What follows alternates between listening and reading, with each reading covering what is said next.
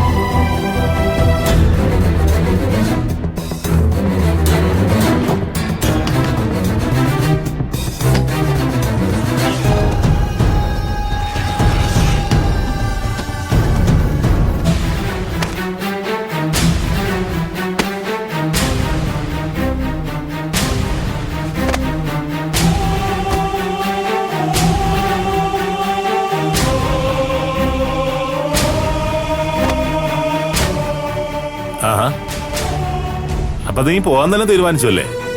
അതെ, എനിക്ക് ഇഷ്ടമില്ലാത്തവരെ ഈ വീട്ടിൽ കയറി താമസിപ്പിച്ച പിന്നെ ഞാൻ പോവല്ലേ നല്ലത്. അപ്പൊ പിന്നെ ഞാൻ കൂടി സഹായിച്ചു തരാം. അയ്യോ, ഇതൊരു 5-6 സാരി കൂടി എടുക്കാറുന്നില്ലേ? എന്തായാലും പോവല്ലേ? ഇപ്പൊ പോയ ഒരു ട്രെയിൻ ഉണ്ട്, കാസർഗോഡ് ഒരു ടിക്കറ്റ് എടുത്താലേ നിനക്കേ സൗകര്യമായിട്ട് ഇറങ്ങാം. അപ്പൊ എന്നെ നിങ്ങൾക്ക് ഇവിടുന്ന് പറഞ്ഞയക്കണമല്ലേ? ചേട്ടാ, ഞാൻ പറഞ്ഞേക്കണാണിത്. നീ എന്നല്ലേ പോണെന്ന് പറഞ്ഞിട്ടിരുന്നേ. ഞാനൊരു സഹായം ആയിക്കോട്ടെ നിർത്തി മടക്കി തന്നതല്ലേ. എന്താ പോണല്ലേ? അതോ ഇനി ഫ്ലൈറ്റ് വിളിച്ചോണു? ഞാൻ ബുക്ക് ചെയ്തേ. അങ്ങനെ ഞാൻ പോകുന്നില്ലെങ്കിലോ? എന്നാ വേണ്ട, ഇതിപ്പോ രണ്ടും നീ തന്നെ പറഞ്ഞ ഞാൻ എന്താ ചെയ്യാ? അങ്ങനെ എന്നെ പറഞ്ഞു വിട്ടിട്ടേ ഇവിടെ ആരും അങ്ങനെ ജീവിക്കാന്ന് വിചാരിക്കണ്ട. വേണ്ട, നിന്നോട് ഞാൻ പോകാൻ പറഞ്ഞോ? ഇല്ലല്ലോ. പറഞ്ഞോ? എന്തിനാ ജയി പിടിവാശി? ജാനകിയെ ഞാനല്ലല്ലോ ഇങ്ങോട്ട് വിളിച്ചിട്ട് വന്നേ, ഭാവനയല്ലേ കൂടെ കൊണ്ടുവന്നേ. ഇനിയിപ്പോ നിനക്ക് എന്തെങ്കിലും പറയാനുണ്ടെങ്കിൽ ഭാവനയോടോ സൂര്യയോടോ പറഞ്ഞാ പോരെ. എനിക്കിനി ആരോടൊന്നും പറയാൻ വയ്യ. അല്ലാതെ തന്നെ ജാനകി ഞാൻ ഇവിടെ ഓടിച്ചോളാം. എന്നാ പിന്നെ അങ്ങനെ നടക്കട്ടെ. ഈ നീ ഒരിക്കലും ജാനകിയെ നാത്തൂനായിട്ട് ഇവിടെ കൊണ്ടുവരാൻ ശ്രമിച്ചതാണ്. എന്താ അന്നത്തെ കാര്യമൊക്കെ മറന്നുപോയോ? ദേവേട്ടാ, എന്തെങ്കിലും പറയുമ്പോ ഈ പഴയ കാര്യങ്ങൾ എടുത്തിടരുത്. ചേടാ, ഞാൻ നടന്ന കാര്യം പറഞ്ഞേ ഉള്ളൂ. എന്തായാലും നീ തന്നെയാണല്ലോ ഓരോരോ കുരുക്കൾ ഉണ്ടാക്കി വെക്കുന്നേ. അതുകൊണ്ട് നീ എന്നെ അനുഭവിക്കും. ഭാവന ജാനകി ഇങ്ങോട്ട് കൊണ്ടുവന്നിട്ടുണ്ടെങ്കിൽ അതിനെന്തെങ്കിലും കാരണം കാണും.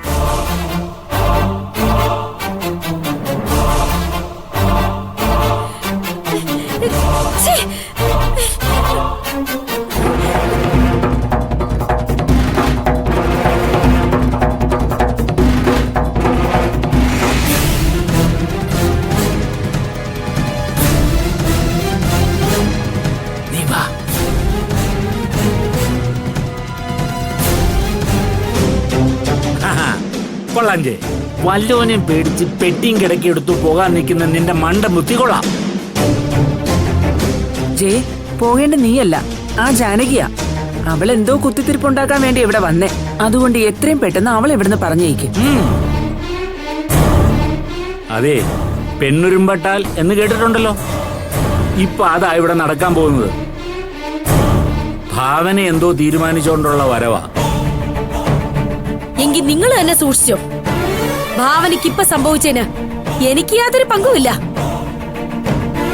പക്ഷെ നിങ്ങൾ രണ്ടാളെ എനിക്ക് സംശയമുണ്ട്. സംശയിക്കണമെങ്കിലേ നിന്നെ വേണേലും സംശയിക്കാൻ ചെയ്യേ.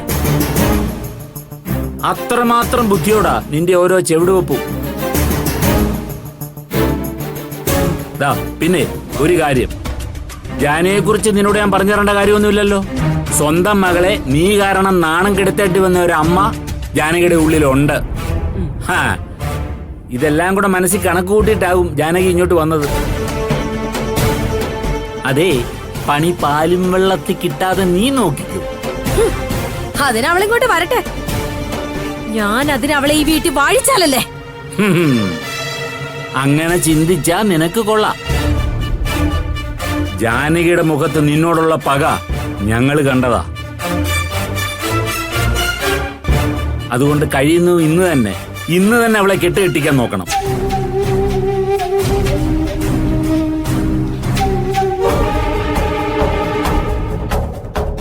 പോ.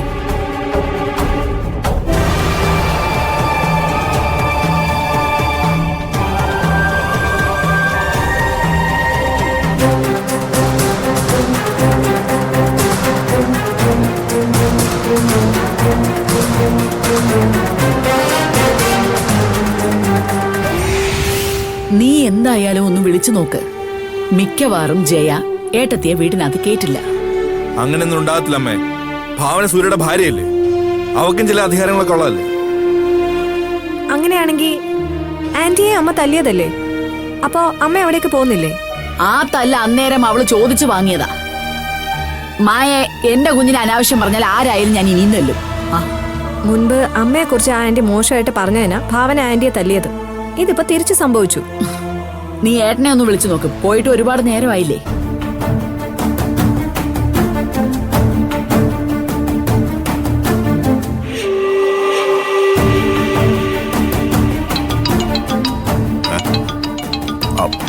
സേതു, അമ്മേ,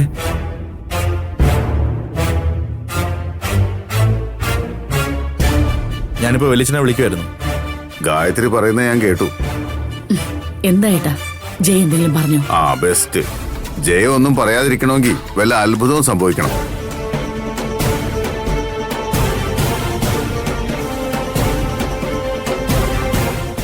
ജാനകിയോട് അകത്തേക്ക് കയറരുതെന്ന് തന്നെ ജയ പറഞ്ഞു. പക്ഷെ ജാനകി വിടുവോ? അവൾക്ക് എന്തൊക്കെ പറയാൻ പറ്റുമോ അതെല്ലാം പറഞ്ഞു.